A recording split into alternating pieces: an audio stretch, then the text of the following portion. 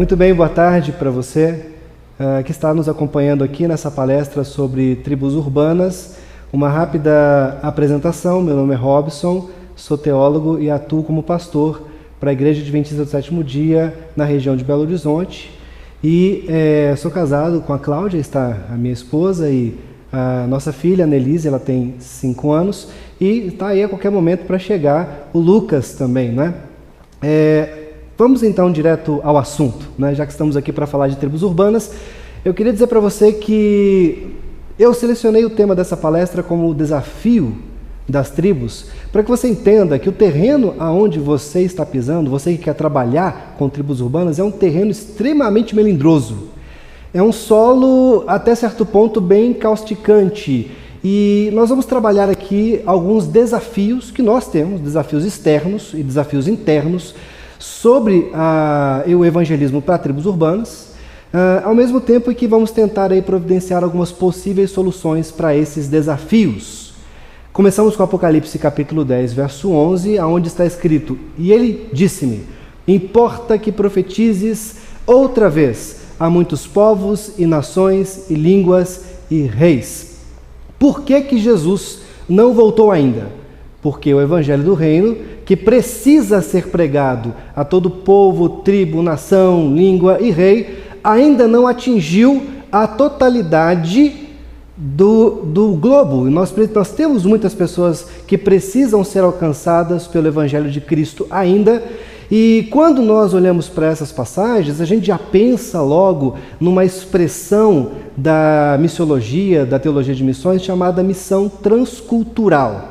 E eu digo para você que hoje nós precisamos ressignificar esse termo, essa expressão chamada missão transcultural. Por quê? Porque antigamente, missão transcultural, até pouco tempo atrás, alguns anos atrás, na cultura da igreja, na visão que nós tínhamos sobre missões transculturais, era mais ou menos o seguinte: você pegava uma pessoa que tinha afinidade pelo campo missionário, pelo chamado de Deus para as missões, e você preparava essa pessoa, selecionava essa pessoa, colocava ela para estudar a cultura de um outro povo, a cultura de uma outra região, de uma outra nação, com o intuito de você, então, depois de um certo tempo de preparo, mandar essa pessoa. A igreja mandava, financiava a missão dessa pessoa, e aquela pessoa se tornava ali o embaixador da igreja, se tornava então ali parte da igreja através desse financiamento que a igreja fazia para esse missionário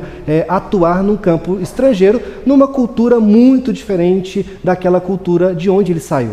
Só que hoje nós vivemos numa multiversidade cultural tão grande dentro das megalópolis, das cidades, das metrópoles, e até mesmo dentro de contextos não tão urbis assim, não tão urbanos.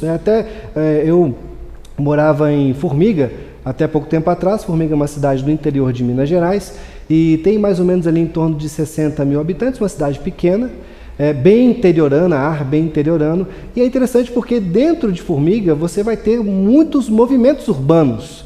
Você vai ter muitas pessoas que pensam bem diferentes umas das outras. Isso vem através da globalização.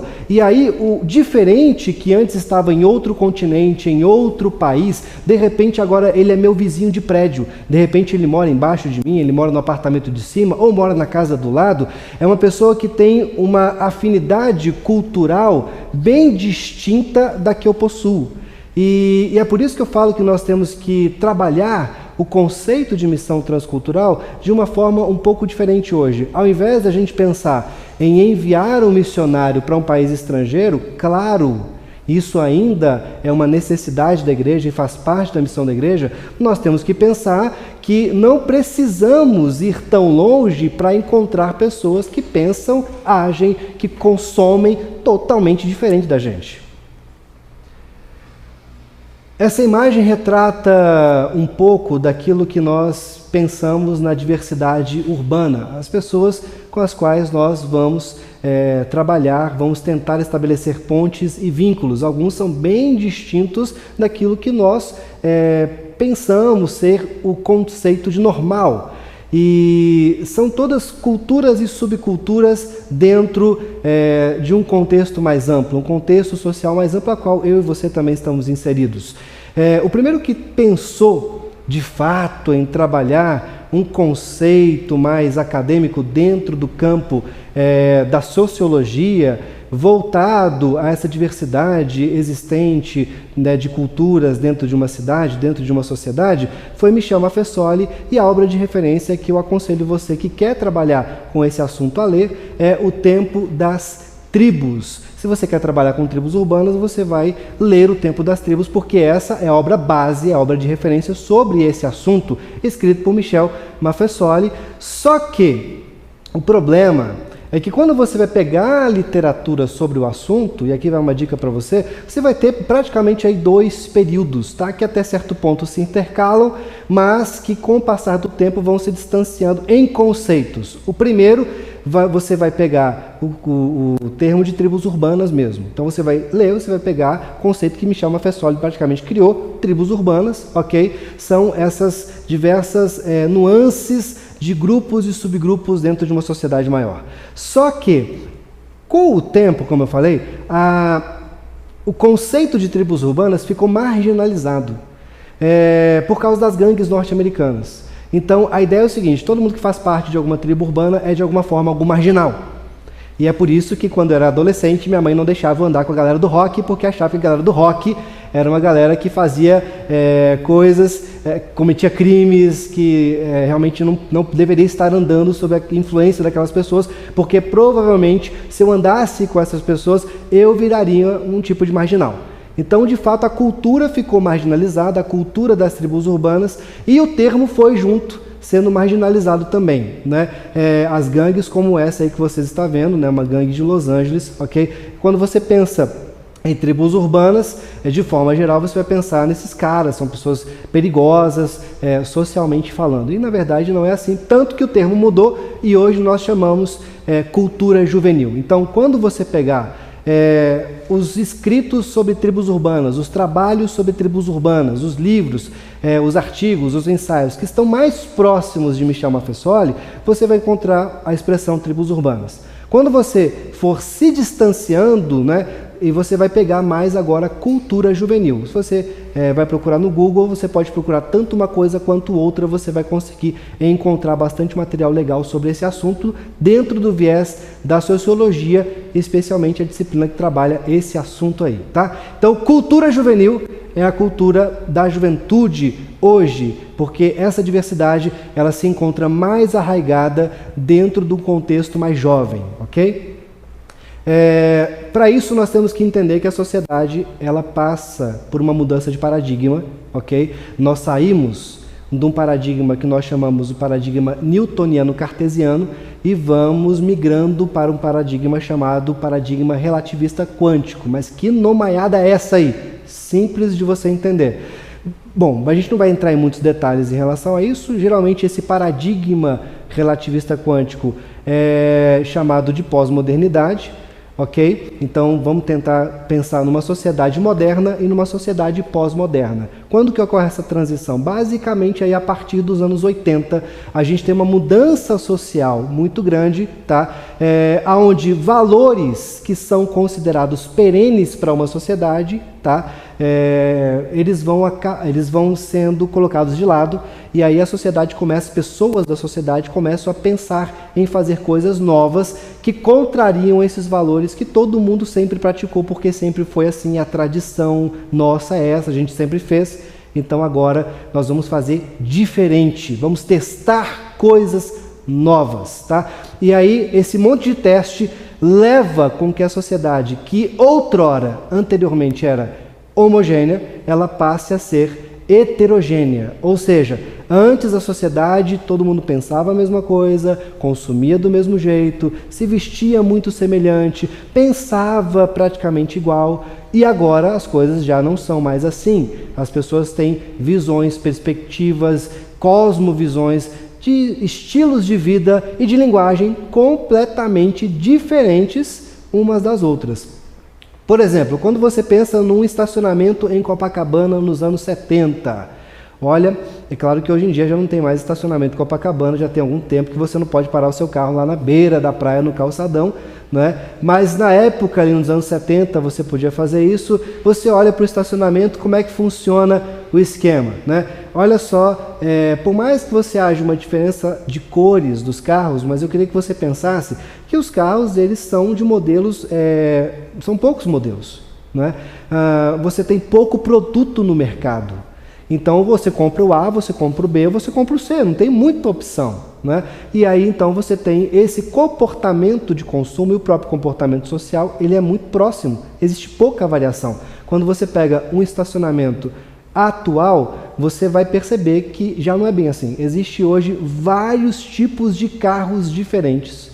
Existem hoje, praticamente, a ideia da personalização do automóvel não é só para o automóvel, ela é uma ideia que já vem mais profunda dentro, né, do pensamento da sociedade. Ou seja, eu tenho que ter algo que é praticamente exclusivo, é meu, é do meu jeito, né? Como eu falei, nós não temos aqui muito tempo para poder tratar dos assuntos, né, da pós-modernidade, até porque também esse conceito de pós-modernidade, ele já está um pouco ultrapassado, a gente não vai pensar em trabalhar pós-modernidade, a gente já está, né, algumas gerações aí depois da pós-modernidade, e eu queria que você pensasse também, abrindo um parêntese aqui, tá? Que quando a gente fala de pós-modernidade, é moda a gente falar isso, já tem uns 10 anos que a gente fala sobre isso, né? Na igreja, em palestras, em seminários. Entenda uma coisa, a sociedade, ela não pode ser taxada, às vezes, como nós tentamos fazer. Daqui para cá, como eu falei, dos anos 80 para cá, é pós-modernidade. A gente tem algumas datas, alguns momentos ali que são referência para nós, tá? Mas, entenda uma coisa, você vai ter pessoas dentro da sociedade, ok? Dentro de uma comunidade, que elas têm, ao mesmo tempo, para alguns assuntos, uma visão totalmente moderna, e uma outra visão para outros assuntos que já é pós-moderna. E para outras situações já é uma visão pós-moderna ou pós-cristã. Todos esses termos aí, você pode depois com calma pesquisar na internet, tem muita coisa sobre esse assunto aí que você pode ver e pode se nutrir disso. É uma dica que eu dou para você que quer trabalhar dentro do contexto da sociologia, você tem que trabalhar os parâmetros, né, da sociedade, os termos ali que significam a sociedade, ok? Mas entenda uma coisa, você não tem só uma sociedade pós-moderna, a partir de 1980 mudou tudo, não, a transição ela vai ocorrendo, ela é lenta, em alguns momentos, para algumas pessoas vai vir mais rápido, para algumas culturas, dos grandes centros, tudo isso tem diferença. Então entenda isso, você não tem assim uma sociedade pós-moderna, você vai ter uma sociedade com pessoas que têm valores pós-modernos, ao mesmo tempo que você também tem uma sociedade com pessoas que têm valores modernos e valores medievais, inclusive, alguns até pré-medievais, né? Então não vamos tentar taxar e enquadrar todo mundo aqui, porque a primeira dica que eu dou para você que vai trabalhar com tribos urbanas é não tentar enquadrar essas pessoas dentro de um padrão fixo e dizer assim, é assado, porque não é muito bem assim que funciona, tá? Então você tem aí esse valor do único, né? É um bem, é uma propriedade, é uma ideologia que ela é minha, eu construo ela do meu jeito. E aí você tem a diversidade. Você vai para a saída de um cinema antigamente e você pega uma foto, como eu tenho aqui, da saída de um cinema antigo, e você vai ver que as pessoas se vestem praticamente ali igual, é um padrão. Então a sociedade heterogênea é uma sociedade padronizada e nós não vemos mais isso hoje. Não há mais esse valor da padronização, que todo mundo tem que ser igual ou todo mundo tem que ser pelo menos parecido. Hoje o chique é ser diferente. Hoje o legal é você ser totalmente único e especial. Por que eu digo isso? Para você entender o contexto das tribos urbanas ou da cultura juvenil, você tem que entender que esse é o valor fundamental. Ser diferente, ser distinto da maioria. Quando você pega o rock, geralmente as tribos urbanas elas adotam para si estilos musicais, e esses estilos trazem consigo algumas características estéticas, de ideologia, de pensamento, de hábitos, e as pessoas aderem a um pacote, a um conjunto, né? Pelo menos isso foi o que eu aprendi até pouco tempo atrás, a gente pensava dessa maneira, tá? Qual que é o problema? O problema é o seguinte, quando eu era adolescente, a gente pensava assim, rock. O que é rock? Rock é rock. O que é um roqueiro? Roqueiro é o cara que veste camisa preta, calça rasgada, né, anda com coturno, um cinto diferente e tal. Esse é o roqueiro. Quando você vai andando dentro da cronologia dos estilos musicais, você vai vendo que os estilos vão gerando rapidamente outros estilos e subestilos, né? Então, quando você pensa em rock hoje, o que você pensa? Você pensa numa diversidade tremenda. Você tem o grunge, você tem o punk, você tem o emo, hardcore, você tem o black metal, você tem o death metal, você tem o white metal, e todo esse pessoal se mistura. E se você não tiver um olhar muito clínico para poder saber quem é quem no meio de um conjunto, você se confunde. E aí você mata a tua missão quando você acaba confundindo. É mais ou menos como você tentar chegar para um chinês e querer dizer que ele é japonês, e para um japonês dizer que ele é coreano.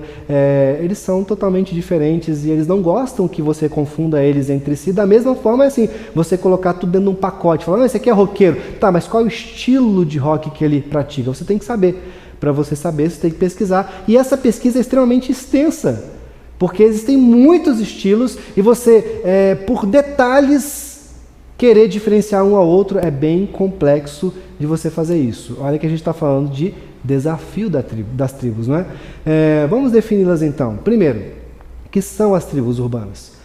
Tribos urbanas são grupos pequenos de relacionamento intenso que se unem sob características extremamente específicas, tá?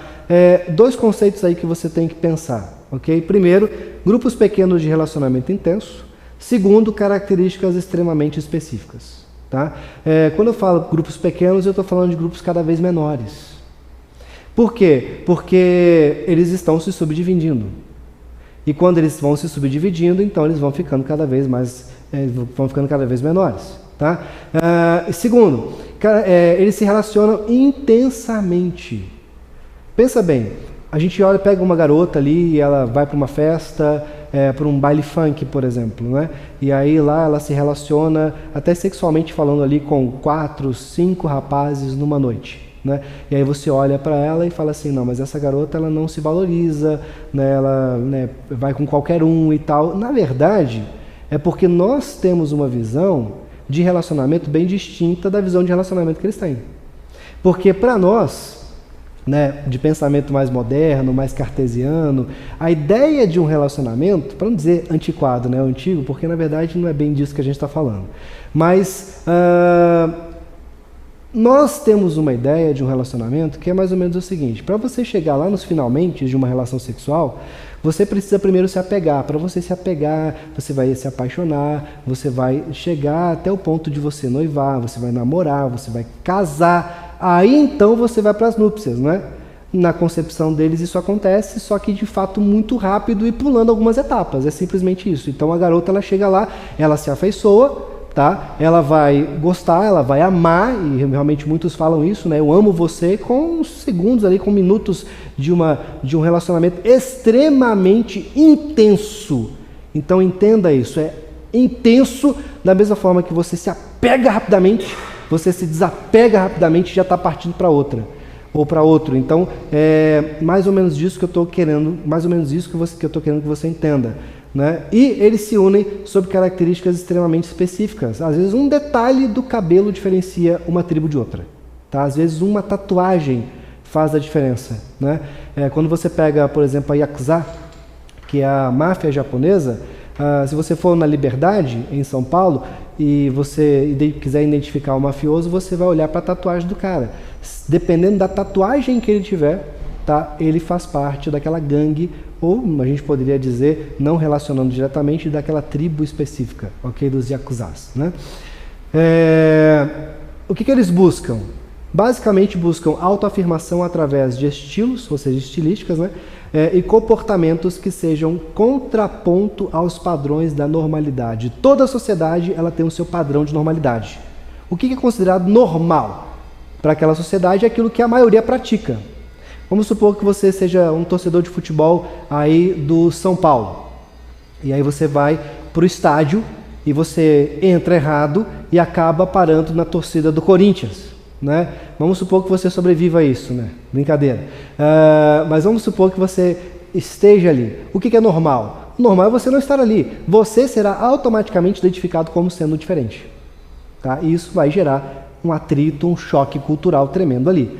Agora, se eu pego um torcedor do Corinthians e levo ele para a torcida do São Paulo, é a mesma coisa, ou seja, no contexto social, veja, eu estou falando de sociologia nua e crua, não levem isso para o lado teológico. A gente sabe que dentro da teologia cristã nós temos padrões normativos, morais, éticos, ditados por Deus, tá? Ou seja, Deus estabelece a moral. Tá?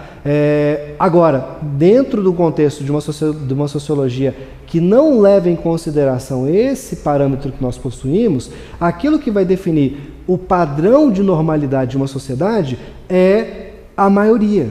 O que a maioria define como normal, o que a maioria praticar, é aquilo ali que é o normal. Tá? E o que for diferente será considerado automaticamente o anormal.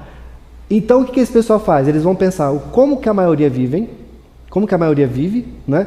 E aí eles vão, a partir disso, ser totalmente diferentes, para se contrapor à sociedade. Com qual razão?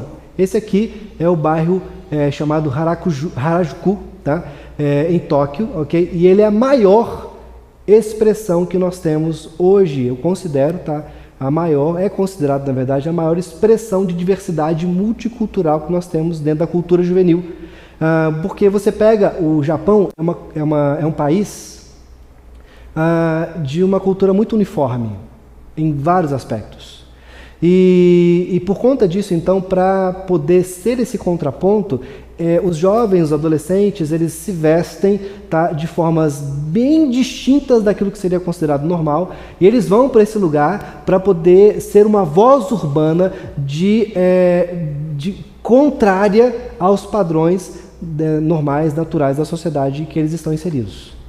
Então é mais ou menos esse o objetivo. Eles vão se identificando e vão se reunindo com grupos cada vez menores, tá? Às vezes composta, aí, como você vê, aí, de 6 pessoas, digamos assim, uma imagem meramente ilustrativa, né? Mas que vai dizer mais ou menos assim, ó, esse pessoal daqui, eles não tem nada a ver com os de cima, tá? E às vezes eles vão ser muito parecidos, mas eles na verdade não tem nada a ver um com o outro. E eles vão se reunindo e se agrupando, tá, tentando ser esse contraponto a um padrão de normalidade. O livro, O Evangelho e a Diversidade de Culturas, que é outra obra referência que eu aconselho vocês a lerem, vai dizer para você que para você trabalhar com missão transcultural, você tem que trabalhar 2 conceitos que são conceitos básicos, tá, da metodologia de missão transcultural. Primeiro, você tem que conhecer a sua crença. Tá? Então, segundo, você vai ter que conhecer a crença do outro. Para você conhecer a sua crença, você vai ter que estudar e ler aquilo que você acredita. Ok? Se é adventista do 7º dia, você crê no quê? No que a sua igreja acredita, no que a sua denominação acredita. E ele vai traçar 2 termos, que ele chama de aquilo que é negociável e aquilo que é inegociável. E aí você vai ter que fazer uma lista disso. O que é de fato inegociável na minha fé? Que a gente tem costume de chamar de princípio, né? A gente fala assim, princípio e regra, né? Ou é pecado e não é pecado. É mais ou menos essa ideia que ele dá do negociável e inegociável. O que você vai ter que fazer o que eu considero ser essencial para a minha fé, que eu não posso abrir mão em nenhuma cultura que eu estiver, em nenhum tempo. Aí você vai fatiar e separar isso. Esses são os seus valores que você vai levar para a cultura para onde você vai trabalhar. Você vai conhecer o outro. O que o outro tem que contraria sumariamente aquilo que eu acredito que é essencial, isso ele vai precisar mudar. E o que ele tem que é diferente do que eu vivo, mas que não é necessariamente contra aquilo que eu acredito como fundamental. Isso ele não precisa necessariamente mudar. Então, para você trabalhar o Evangelho na diversidade das culturas, é assim que você vai fazer. Ele fala da missão transcultural, dentro da antropologia e tal, mas eu estou dizendo dentro da sua sociedade, dentro da sua cidade. Como é que você vai trabalhar para você chegar a uma cultura que é totalmente diferente da sua? Eu disse que morei um tempo em Formiga. Lá em Formiga a gente tinha uma pastelaria, e essa pastelaria ela era de chineses, Era uma comunidade chinesa que havia lá dentro de Formiga, né? E eles atendiam muito mal. Eram muito duros, muito rudes, tá? Se você for em Formiga, eu vou te dar o segredo para você comer o melhor pastel de formiga sem ser algo de um tratamento mecânico quando você for lá comprar o pastel na mão deles. Eu gostava muito do pastel, mas eu não gostava muito do atendimento. E eram pessoas, e era tão interessante porque quando você chegava lá e você sentava na mesa, tinha uma televisão de 50 polegadas que ficava passando novela chinesa. E nem tinha legenda em português, então você tinha que ficar vendo aquela novela chinesa que você não entendia nada daquele negócio ali. E aí então eu procurei um amigo que ele havia namorado uma garota que era chinesa. E eu perguntei para ele assim, como é que a gente se aproxima dos chineses e tal. Ele foi me dando algumas dicas. E ele falou assim, você vai lá no Google Tradutor e você procura lá algumas expressões, né, para um diálogo básico e aprende essas expressões, você decora. Quando você for pedir o pastel da próxima vez, peça em chinês. E aí eu fiz isso. E o tratamento mudou totalmente. Então a gente tem que ter essa sensibilidade para entender que o outro, ele tem a sua própria cultura e que se você for mais maleável dentro da sua, tá abrindo mão de alguns aspectos que não são essenciais à crença fundamental, à existência da sua crença, você vai ter resultados tremendos. É só você olhar os grandes missionários, né? Como por exemplo William Carey. Você vai perceber que isso é extremamente importante dentro do contexto de missões. O que acontece é que a gente olha para as pessoas e fala assim, vai ter que mudar tudo. E aí você já gera um bloqueio tremendo quando você vai trabalhar com eles. Qual é a metodologia para você trabalhar isso de forma prática? Primeiro, você precisa conhecer quem você vai querer alcançar. Não adianta nada você dizer assim, eu vou alcançar emo, e você não sabe nada sobre eles. Você tem que estudar, você tem que saber, você tem que conhecer o que eles ouvem, né, o que eles compram, o que eles gostam de fazer, tá? Quando que eles gostam de sair. E a segunda coisa, aonde que você vai encontrar eles? Você precisa mapear esse pessoal. Tá? Os lugares aonde eles frequentam diz muito de quem eles são. E quem quer trabalhar com tribos urbanas tem que saber aonde você vai encontrar essas pessoas, de onde que eles vieram, por que que eles se encontram ali, dali eles vão para onde. E se você fizer um mapeamento de uma tribo urbana, você vai perceber que, no geral, eles fazem verdadeiras migrações dentro da cidade. Uma noite eles estão num lugar, e aí daquele horário ali determinado, por exemplo, umas 23 horas, eles vão para outro lugar. Nesse lugar eles vão se encontrar e vão fazer tal coisa, e depois eles vão umas 3 da manhã para outro lugar. E é assim que funciona, você tem que saber aonde é que você vai encontrar, você tem que saber por que que eles frequentam esses lugares. Isso vai falar muito sobre eles.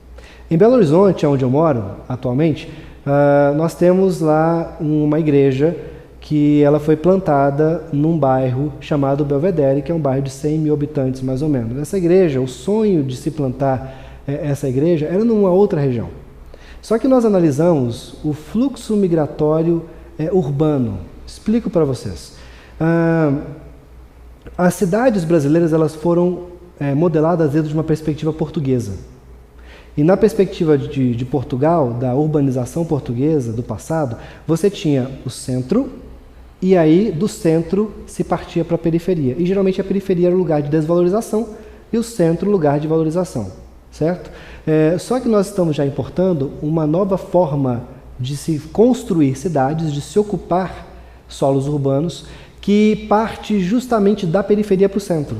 Ou seja, aquelas pessoas que moravam no centro e que detestavam a periferia, agora elas vão inaugurar uma nova periferia de condomínios fechados, altamente tecnologizada. Então, aquela região do centro que você achava assim, nossa, aqui vai ser legal demais de plantar uma igreja, daqui a algum tempo, 20 anos, 30 anos que seja, ou 10 anos, às vezes isso acontece muito menos tempo que a gente imagina, ela vai estar extremamente desvalorizada.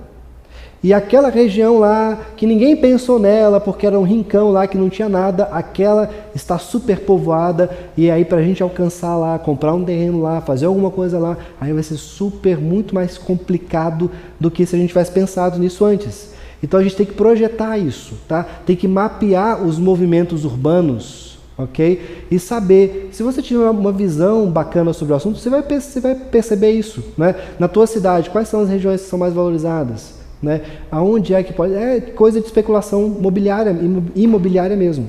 Então você pode chegar para um bom corretor de imóveis e perguntar para ele qual que é a região dessa cidade aqui que vai ter mais desenvolvimento e tal. Eles vão poder dar algumas dicas. É lá que você tem que pensar em plantar uma igreja e não numa região que possivelmente dentro de alguns anos vai estar desvalorizada. Entende? Então, ou desvalorizada do ponto de vista de ocupação também. Porque as pessoas saem ali, viram uma região altamente comercial, onde não mora ninguém, e aí você tem uma região, uma igreja chamada igreja dormitório, que é aquela igreja onde as pessoas saem de outros lugares, que não dali, e elas vão frequentar lá, e depois elas vão embora dali, né? Então, você tem que saber mapear, tá? Você tem que ter essa sensibilidade, faz um mapinha mesmo.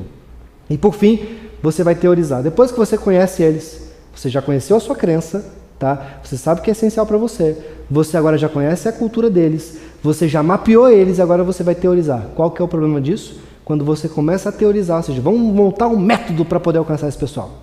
Eles já mudaram. Até você chegar lá, já não são mais os mesmos, já não frequentam mais os mesmos lugares, não são mais as mesmas pessoas e nem tem mais a mesma ideologia. Mudou tudo. Então, esse é o primeiro grande desafio. A sociedade tem se fragmentado a ponto de se individualizar. Antes você tinha um método, e esse método alcançava a grande maioria das pessoas. Porque todo mundo pensava igual, aquele método projetado para um, automaticamente ia ganhar várias outras pessoas. Só que aí, então, a sociedade vai se fragmentando. Vem as tribos urbanas, a cultura juvenil, e aí os grupos vão se reduzindo.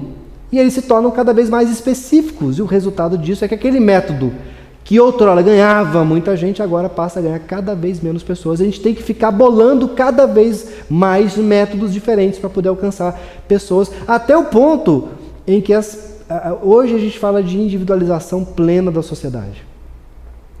Eu fiquei abismado quando, alguns anos atrás, eu estava andando numa cidade e eu vi um cara com uma calça jeans rasgada, com coturno, com uma camisa do Angra, que é uma banda de white metal, com todas as características, cabelão, né, barbão e tal, de um roqueiro, digamos assim, né, de forma genérica, vamos falar.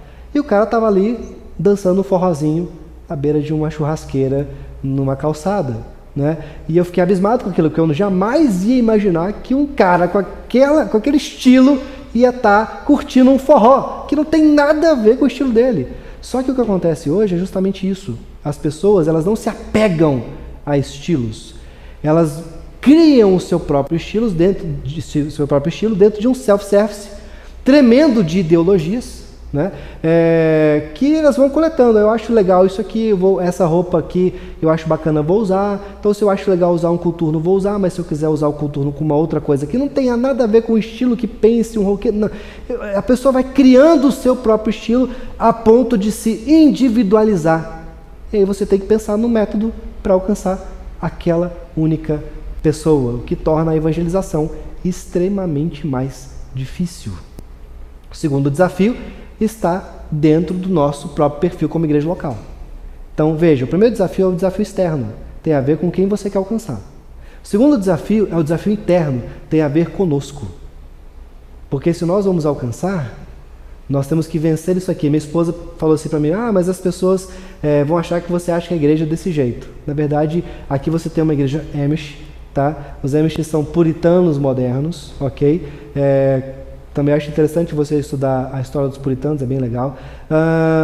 Mas quando eu falo disso, quando eu uso essa imagem, eu quero dizer que nós sofremos hoje, ainda, no nosso DNA, está muito do pensamento puritano, que formou a igreja adventista do sétimo dia através das pessoas que vieram do movimento milerita e que aí, depois do grande desapontamento de 1844, formou ali, né, a igreja adventista, foi fundada em 1863. Ou seja, essas pessoas vieram de onde? Vieram de igrejas que tinham uma raiz, um seio, né, bem dentro do contexto do puritanismo. Tá? E aí o Jorge Barro, que é missiólogo, especialista em missões urbanas, ele diz assim: somos uma igreja de mentalidade rural em um contexto urbano. O desafio de ser igreja hoje esbarra na nossa visão de que bom é o mato, bom é o campo, bom é estar fora da cidade. E que estar dentro da cidade, a cidade ela é necessariamente má. Eu vou dar um exemplo do que eu estou querendo dizer para você não se escandalizar, né? Rubem Alves, no livro Religião e Repressão, ele usa esse quadro aqui. Esse quadro ele foi utilizado durante muito tempo para fazer, inclusive, evangelismo. É chamado os dois caminhos. Tá? Nos dois caminhos, eu queria que você mentalizasse o seguinte. Você vai ter, do lado esquerdo, o caminho que leva à perdição. Lá em cima você tem a aniquilação, o inferno. Né? E do lado direito, você vai ter o caminho que leva à salvação. Lá em cima, você vai ter a Nova Jerusalém. Né? Qual que é a diferença que você vê entre um e outro? Digo para você, tá? Quando você olha para o caminho da perdição, você vai ver que ele é uma cidade. Quando você olha para o caminho da salvação, você vai perceber que ele é um campo, tá? Ele é um campo. Isso vem justamente do pensamento puritano de que bom é você morar no campo e que a cidade traz muitas distrações, tá? Que faz com que você se mundanize. Por exemplo, tem o teatro, tem o cassino, né? Tudo isso aqui está nessa imagem. Salão de baile, tá? E, pasmem vocês, até mesmo a lanchonete, ok? Lanchonete é um lugar onde o cristão não poderia perder o seu tempo. Isso vem de uma visão que Max Weber, no livro Ética Protestante, o Princípio do Capitalismo, trabalha. Essa percepção vem do calvinismo. O que Weber analisa dentro dessa obra, que eu também aconselho você a ler, ela é muito interessante. Ele vai dizer o seguinte, que as pessoas elas queriam saber se elas eram eleitas por Deus ou não. E aí, para descobrir isso, se elas são eleitas, se não são eleitas, convencionou-se achar que a pessoa que prosperava financeiramente ela era eleita, que não prosperava não era eleita. Né? Primeiro embrião, aí, de repente, do que nós chamaríamos depois teologia da prosperidade. Mas que não tinha muito a ver com o que nós vimos, o que nós estamos vendo hoje. Tá? Então, as pessoas então que queriam demonstrar sua eleição, tá, os protestantes ali, eles começaram a trabalhar muito duro, se especializar, racionalizar o trabalho, que é a expressão que ele usa, a racionalização do trabalho, né, para conseguir produzir mais, ganhar mais, e eles gastavam o mínimo possível. Por isso que a cidade era um lugar bem ruim, porque na cidade você gasta muito. No campo você pode trabalhar muito e você não gasta tanto assim, porque você não tem tantas coisas que vão tirar você do caminho, né, digamos assim, que as coisas que você vão gastar. Havia um ditado, inclusive, um pensamento de época que dizia o seguinte, o real que você perde, vou, né, tentar trazer para a nossa realidade, o real que você perde gastando ele, não é só o real que você perdeu, é também o real que você deixou de ganhar enquanto você estava gastando ele. Então essa ideia, né, faz com que as pessoas elas vivam no trabalho duro ali do campo, claro, não só no campo, mas esse pensamento de que a cidade ela vai trazer muitas coisas ruins, vem daí. E aí nós, ao longo da nossa história, nós vamos sustentando isso. E nós temos crentes hoje que eles não vivem na cidade, eles simplesmente passam pela cidade. Eles têm ali a sua casa, da casa eles vão para o trabalho, do trabalho vão para casa, e eles sempre frequentam, de repente, aquele mesmo lugar ali do bairro dele mesmo. E eles não exploram a cidade, não conhecem a cidade, porque acham que a cidade sempre vai trazer uma coisa ruim para eles. E isso não é necessariamente verdade. A gente tem que parar de pensar dessa maneira e aproveitar a cidade, conhecer a cidade, porque sim, nós somos cristãos urbanos, vivemos nas cidades, tá? E precisamos conhecer as cidades e nos relacionar com as cidades para a gente conseguir entender como é que funciona a mentalidade urbana da população. Francis Schaeffer escreve um livro chamado Grande Desastre Evangélico, e nesse livro a capa já diz tudo, né? Qual que é o grande desastre evangélico? É justamente essa igreja que ela é retirada do mundo, tá? Retirada da sociedade, retirada, ela não pode se contaminar, então vamos tirar ela. E aí o que acontece? Essa igreja isolada não alcança ninguém, ou alcança pouquíssimas pessoas. Né? Por quê? Porque ela vai se afastando cada vez mais do pensamento das pessoas, e aí as respostas que ela quer dar, tá, são para perguntas que ninguém faz há muito tempo. O terceiro desafio é o olhar míope para evangelização. Isso aqui está dentro dos meus estudos de pós-graduação, tá? Onde a gente trabalhou uma ideia de padrões de normalidade dentro da Igreja Adventista no Brasil. E quando a gente analisa a Igreja Adventista no Brasil, a gente chama uma hipótese. Qual que era a hipótese? Quanto mais diferente for alguém, menos a gente consegue alcançar essa pessoa, porque a nossa visão uniformista, ela vai querer alcançar sempre aquele que está perto da gente, que tem proximidade afetiva com os valores que nós professamos, né? É aquela ideia que eu já ouvi várias vezes, não sei se vocês já ouviram também, que diz assim, vamos batizar fulano, vamos tentar ali evangelizar ciclano, porque ele já é quase um adventista, né? Falta só guardar o sábado e deixar de comer carne de porco. Então, essa é a ideia, a gente vai atrás daquele que é muito parecido, e com isso a gente esquece daquele que é diferente. Quando nós vamos para os dados, nós vamos perceber que isso é uma realidade tremenda, tá? Por quê? Porque quando nós olhamos a formação da Igreja Adventista no Brasil, 99% dos adventistas brasileiros já eram religiosos antes de virem para a igreja. Antes de se batizarem já eram professos de alguma outra religião. Só 1% era não religioso. Deu para entender aí a proximidade? Aí quando nós vamos pesquisar aqueles que são religiosos, os 99%, 98% deles já eram cristãos.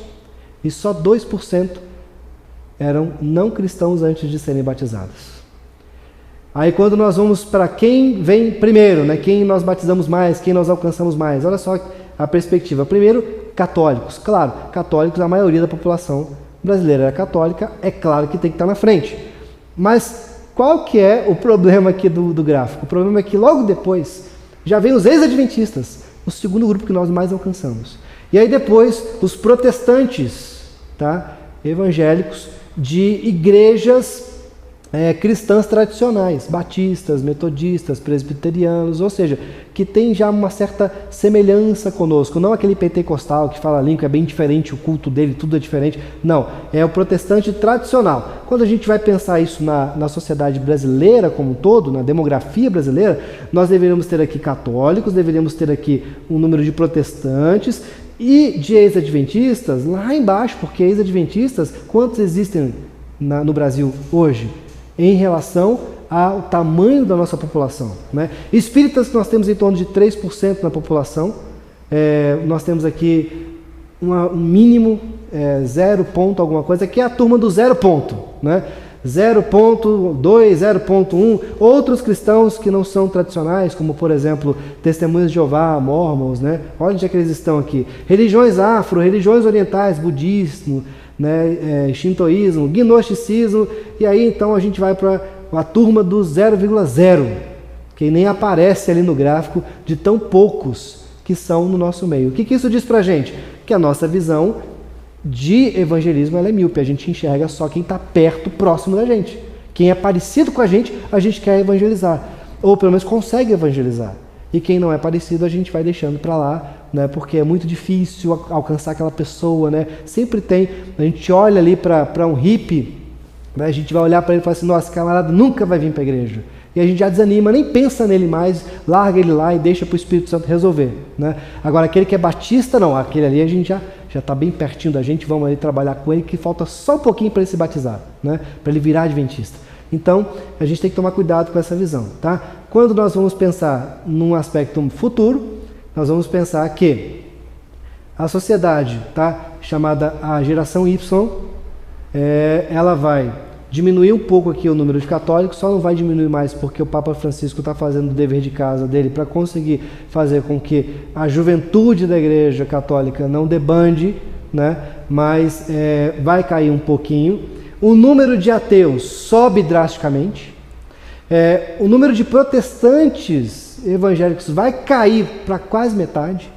E o número de espíritas, aqueles que têm fé sem religião, e os agnósticos, eles vão subir consideravelmente. O que isso diz para a gente? Simples. Conclusão desse gráfico. Vai ser cada vez mais difícil a gente batizar, a gente evangelizar.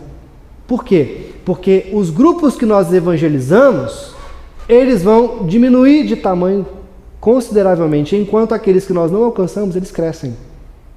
Ou a gente começa a mudar a nossa perspectiva de evangelização e começa a pensar naqueles que nós não alcançamos para gerar métodos para essas pessoas, ou então nós vamos enfrentar uma crise de crescimento de igreja daqui a algum tempo. Porque as pessoas que nós alcançamos, elas vão diminuir muito e as que nós não alcançamos vão ser cada vez mais numerosas na sociedade. Igrejas específicas ou ministérios específicos? Qual que é melhor para a gente poder trabalhar com tribos urbanas? Tá? Eu diria que os dois têm seus pontos positivos e negativos. Quando a gente fala de igreja específica, a gente está falando do quê? Aqui tem a Caverna de Adulão, é uma igreja que tem em Belo Horizonte, que o foco deles é roqueiros, garotas de programa e mendigos. Então eles pegam mendigos e eles deixam de ser mendigos. Pegam garotas de programa e elas deixam de ser prostitutas. E eles pegam roqueiros e eles ficam roqueiros, só que agora são roqueiros de Jesus, que não bebem, não fumam, né, e são mais castos do que aqueles que não seguem a Cristo, né? Então o estilo musical deles também muda. Se é uma música que exalta Satã, então eles não vão ouvir mais. Entende? Mais ou menos essa é a ideia deles aí. É uma igreja específica. Agora, qual que é o problema das igrejas específicas num contexto adventista? Tá? Porque se você falar desses caras aqui, o que acontece nesse contexto aqui? Se a pessoa foi batizada aqui, mas ela vai mudar de cidade, não tem outra Caverna de Adulão no Brasil. Ela vai ser orientada a chegar numa cidade e professar sua fé numa igreja que ela bem escolher. Quando nós vamos para a igreja adventista, não é bem assim que funciona. Nós temos uma visão de uma igreja mundial. Nós temos a visão de que somos um povo só. Então, se eu mudo daqui e vou para São Paulo, para o Rio de Janeiro, lá tem igreja, eu vou ser adventista lá e vou procurar uma igreja lá para eu frequentar. Agora, se eu gero uma igreja específica demais, que ela fala toda a minha linguagem, que eu fui alcançado através dela, mas que não é feito um processo de discipulado tremendo, bem difícil de ser conseguido, para que quando eu saia dali, caso eu saia, eu consiga me adaptar numa igreja que não tem nada a ver com essa que é específica, aí então o serviço de repente não tenha sido tão bem feito assim. Ou seja, quando falamos de igrejas específicas, a gente tem que sempre atrelar um projeto de uma igreja específica. Vamos ter uma igreja para alcançar os motoqueiros, legal, mas esse motoqueiro, se ele sair daqui, ele tem que estar apto, totalmente discipulado, devidamente discipulado, para quando ele vá para outro lugar, ele consiga se adaptar a uma outra igreja adventista nesse outro lugar. Quando falamos de ministérios específicos, qual que é o problema dos ministérios? Aqui é legal, porque eles vão estar dentro da igreja local, certo? Trabalhando. É um ministério de motoqueiros dentro da igreja. Daí eles já vão vir se relacionando com a igreja. Você vai ter aqui também os seus problemas. Qual que é o dilema aqui? Primeiro, a igreja local nem sempre aceita ministérios específicos e olha para eles com bons olhos. Então, pode ser que você enfrente preconceito dentro da sua igreja para você trabalhar algum público diferente daquilo que eles consideram na igreja local, normal. Tá? Segundo, que então você conquistar esse espaço talvez seja um pouco diferente, um pouco difícil. Né? E o segundo problema é que os ministérios específicos, eles vão lá, servem de ponte para alcançar aquela turma, tá? Mas quando eles vêm para a igreja local, eles podem sofrer, né, dentro daquele contexto de choque cultural, algum problema de adaptação. Tá? A linguagem não é totalmente focada para eles, no ministério é, tá? Mas o ministério é só um dentre vários ali, e os outros não falam a linguagem dele. Então tem que ter muita sabedoria e um programa muito bem montado para você conseguir fazer as coisas funcionarem bem, tanto igrejas específicas, tá, quanto ministérios específicos, ok? Eu trabalhei em Formiga com uma banda. Lá em Formiga eu cheguei e a gente tinha um culto jovem, tinha pouquíssimos jovens, a maioria das pessoas que frequentavam o culto jovem não era jovem, os jovens mesmo não iam. Então o que nós fizemos? Nós pegamos uma turma lá que gostava de tocar, montamos um ministério, tá?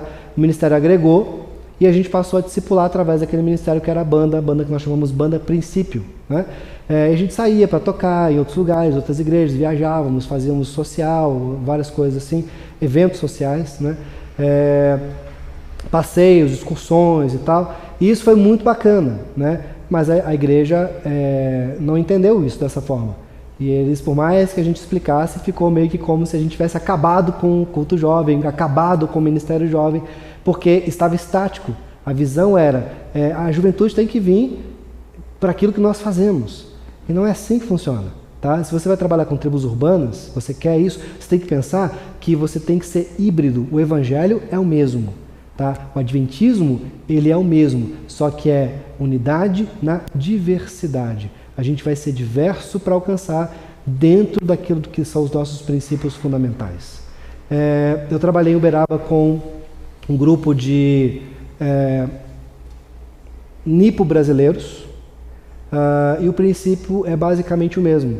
Você vai se miscigenar, você vai conhecer, você vai ganhar e conquistar o seu espaço ali, para você ser ouvido, especialmente através do seu exemplo, e quando surgirem as oportunidades e o Espírito Santo vai trazendo essas oportunidades, você vai aproveitando essas oportunidades para falar com essas pessoas. Tá? Você tem que ter esse limite muito claro, como missionário, e você saber que você está ali, que você tem que ser parte daquilo ali, mas que você não pode ceder a tudo que vem, porque às vezes o que vem é contrário aos seus princípios. Aí entra aquela questão do Paul Hibbert no Evangelho na Diversidade de Culturas. Você tem que saber muito bem aquilo que você acredita para você não misturar demais e acabar perdendo na contextualização a sua essência. Tá?